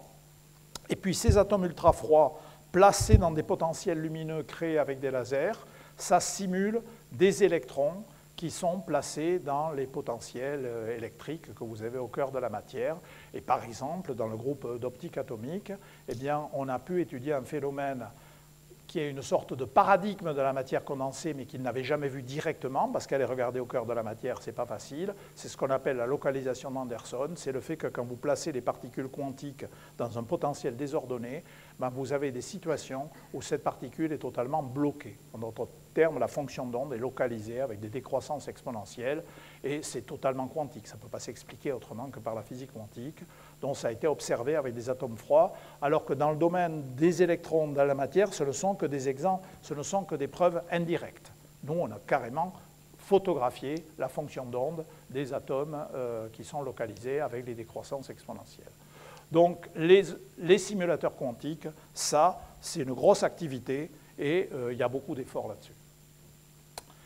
Pour conclure, je voudrais insister sur un point dont je n'ai pas parlé jusqu'à présent, c'est que cette seconde révolution quantique dont on parle, en fait, elle comprend deux ingrédients indispensables. Le premier, c'est l'intrication, je n'ai pas arrêté d'en parler, vous avez bien compris. Mais il y a un deuxième élément dont il faut prendre conscience, c'est qu'à partir des années 1970, les expérimentateurs sont devenus capables d'isoler, d'observer et de maîtriser un seul objet quantique ou deux objets quantiques, de les intriquer entre eux, etc. Il faut que vous sachiez que quelqu'un d'aussi brillant que Schrödinger, Schrödinger c'est quand même un des très très grands théoriciens du XXe siècle, a dit dans les années 1950 que quand on raconte si je prends un électron et que je le fais ceci ou cela, ça c'est des balivernes qu'on raconte aux étudiants dans les cours, mais que jamais on ne sera capable d'observer une particule unique et de la contrôler, et que si quelqu'un vous racontait ça, c'est aussi incroyable que si votre collègue paléontologiste vous dit qu'il a un dinosaure vivant dans le laboratoire à côté. Il a écrit ça, Schrödinger. Donc jusqu'aux années 1970, la plupart des physiciens pensaient qu'il n'y avait que le seul moyen d'accéder aux propriétés quantiques des objets, c'était de faire des mesures moyennes sur des grands ensembles. Et du coup, ça ne les dérangeait pas que la mécanique quantique fasse des prévisions probabilistes. Parce que ça fait des prévisions probabilistes, vous avez toujours un grand nombre de photons, un grand nombre d'atomes, etc. Donc, avec le fait que je pense que c'est Dehmelt qui, le premier, a été capable de piéger un seul électron et de l'observer, et de le garder, et d'observer les transitions. Ensuite, il y a eu le microscope à force atomique, où on est capable de voir un seul atome et même de le déplacer sur la surface. Puis, un seul, moi je me rappelle très bien, j'étais dans un congrès, il y a quelqu'un qui est arrivé, il avait piégé un seul ion, et on voyait la lumière de fluorescence de cet ion unique photographié, à l'œil nu, enfin quasiment à l'œil nu, quoi. Hein. Bon, et tout ça, ça s'est passé à partir des années 70. Donc la deuxième révolution quantique, c'est pas que l'intrication, c'est aussi, parce que l'intrication, si vous n'êtes pas capable d'identifier, mais deux photons, si ce n'est pas les deux photons dans la même paire, ce n'est pas la peine d'en parler, ils ne sont pas intriqués. Donc il faut être capable d'identifier les objets quantiques uniques ou par paire, mais une paire de deux objets qui sont vraiment les frères jumeaux, là. Hein. Donc c'est ça la deuxième révolution quantique. Et puis, ben voilà. Donc aujourd'hui, je vous rappelle que la première révolution quantique, elle nous a donné le laser, le transistor, les circuits intégrés dans la société de l'information et de la communication. Et est-ce que l'information quantique et les technologies quantiques de la seconde révolution quantique vous donneront la révolution? Personne ne le sait. Il faut que vous sachiez aussi, je pense que c'est important pour des profs, que le déroulement des recherches, c'est toujours le même. On démontre les effets avec des objets naturels, des atomes, des ions, qui sont donnés par la nature. Et une fois qu'on a bien compris, eh bien, on fait des artefacts. Et aujourd'hui, vous avez des gens qui font des qubits avec des jonctions Josephson qui sont fabriqués par les techniques des nanotechnologies, etc. Et je crois que c'est à chaque fois comme ça que ça se déroule. On étudie les propriétés sur ce que la nature nous donne, et une fois qu'on a bien compris, on essaie de le reproduire. Donc, c'est ce qui est écrit ici. Voilà. Pour terminer, il faut que je vous dise que les expériences qui ont été faites ici, qui se sont terminées en 82, il y avait deux ingénieurs formidables. Celui-là, Gérard Roger, est à la retraite depuis quelques années. André Willing va prendre sa retraite. Puis j'avais deux étudiants, là, on dirait de master aujourd'hui. Eh bien, ils ont fait leur chemin parce que celui-là, c'est Jean Dalibard, qui est maintenant professeur au Collège de France, et celui-là, c'est Philippe Grangier, que vous croiserez peut-être dans les couloirs s'il est là aujourd'hui. Voilà, c'est des gens qui ont fait leur chemin, qui sont tous des stars mondiales de la physique quantique. Donc, je vous remercie de votre attention.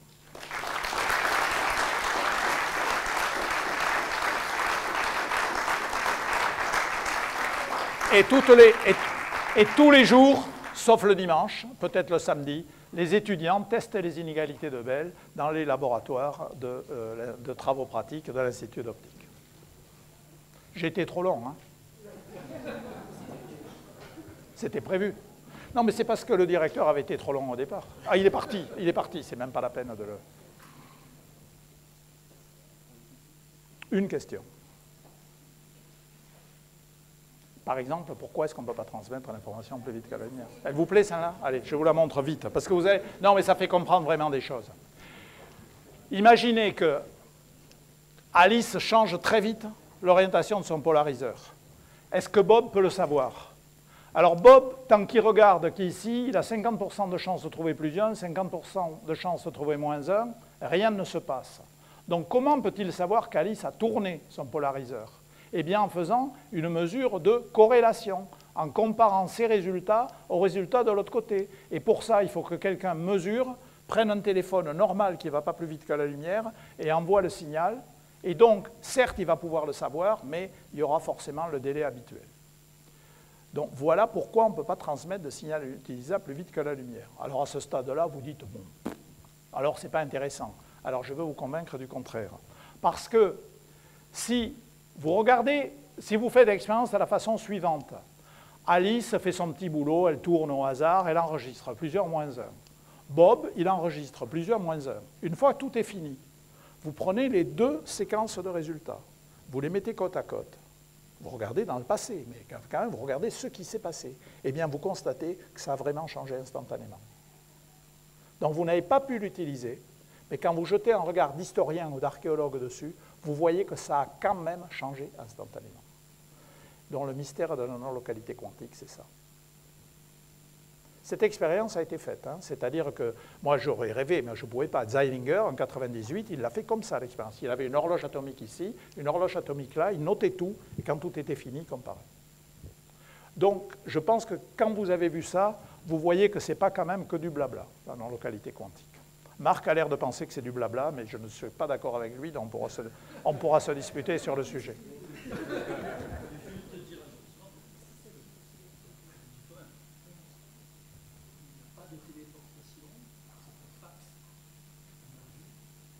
Oui, oui, mais il n'empêche que quand je vais regarder a posteriori, je suis obligé de constater que ça a changé instantanément.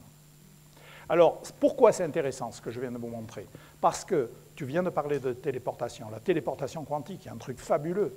Dans toutes ces opérations subtiles de technologie quantique au sens large, enfin d'opérations quantiques, par exemple dans la téléportation quantique, vous avez deux canaux. Vous avez un canal dans lequel ça se passe apparemment instantanément, mais pour terminer l'opération, il faut qu'il y ait une mesure faite ici, on regarde le résultat, on l'envoie par un canal classique, et quand ça arrive de l'autre côté, on termine l'opération, et là, on a téléporté l'état quantique. Donc, le fait qu'il faut toujours un canal quantique instantané, plus un canal classique, qui, lui, n'est pas instantané, ça a l'air d'être une propriété générale des opérations quantiques à distance. Alors, téléportation quantique, hein, pourquoi c'est intéressant? Parce que je vous rappelle qu'on ne peut jamais déterminer l'état quantique d'un seul objet, c'est impossible, vous êtes obligé de le projeter, donc d'étudier.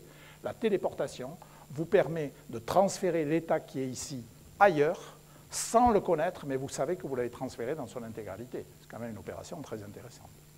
Et encore une fois, la téléportation, elle a un canal instantané, plus un canal classique qui permet de terminer l'opération. Donc ça ressemble beaucoup à ça. C'est pour ça que j'aime bien citer ça, parce que sinon ça a l'air un peu... Mais en fait, ça ressemble beaucoup à ça. Ça a l'air d'être une propriété générale. Voilà. Vous pouvez dire à vos élèves qu'il y a du travail dans les technologies quantiques. On ne connaît pas la fin de l'histoire encore. Vas-y, François. Merci Alain. Je propose qu'on fasse une courte pause pour reprendre jusqu'à 13h, parce qu'on a encore plein de choses à vous raconter. Donc on s'arrête 5 à 10 minutes max, et si vous pouvez revenir très rapidement. Merci beaucoup Alain.